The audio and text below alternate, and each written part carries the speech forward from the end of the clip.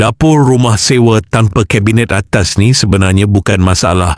Tapi cara kita guna countertop tu yang buat jadi masalah. Padahal sebelum ni, dapur rumah sewa aku memang jenis tak ada kabinet atas. Semua benda terpaksa duduk atas countertop sampai jadi tempat campak barang, microwave, rice cooker, botol rempah, plastik. Kadang benda random macam kunci pun singgah situ.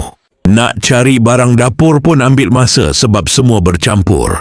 Lepas tu aku try satu benda ni. Nampak macam simple je, tapi fungsi dia terus ubah cara aku guna dapur.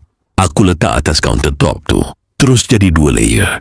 Microwave duduk bawah. Bahagian atas aku susun perkakas ringan atau rempah. Sebelum ni bersaipah, sekarang setiap benda ada tempat sendiri. Countertop yang dulu penuh, tiba-tiba kosong dan lapang. Bila ruang dah tersusun macam ni, aku perasan flow dapur aku berubah terus. Nak masak jadi lebih cepat sebab semua benda nampak depan mata. Tak perlu selongkar.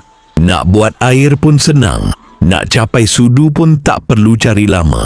Yang paling ketara, mental aku tak penat lagi bila masuk dapur. Rasa macam dapur tu hidup balik. Walaupun hakikatnya tak ada apa pun yang aku renovate. Aku suka sebab dia boleh adjust ikut ruang countertop aku.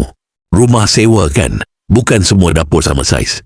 Jadi bila boleh laras panjang, memang ngam-ngam masuk tanpa perlu ubah apa-apa.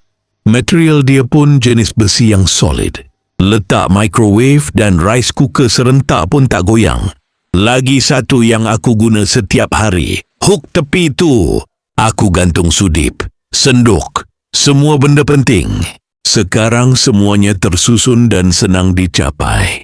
Apa yang buat aku lagi puas, aku tak perlu drill dinding atau pasang kabinet mahal. Ini jenis letak terus atas meja, pasang pun senang.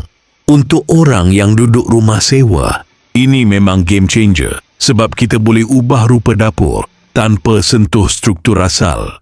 Bila tengok dari jauh, dapur tu nampak macam ada sistem sendiri. Bukan lagi countertop sempit yang penuh dengan barang. Dulu aku ingat nak dapur nampak kemas, kena ada kabinet atas. Kena renovate, kena keluarkan bajet besar. Tapi sebenarnya, masalah utama cuma satu. Tak pandai guna ruang menegak. Bila aku mula guna ruang atas macam ni, baru aku faham kenapa dapur kecil boleh nampak luas tanpa perlu tambah ruang pun. Sekarang setiap kali nak masak, aku tak rasa serabut lagi. Malah ada rasa seronok nak masuk dapur.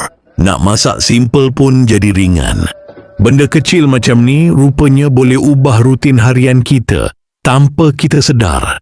Dari dapur yang dulunya aku elak, sekarang jadi tempat yang aku tak kisah untuk luangkan masa.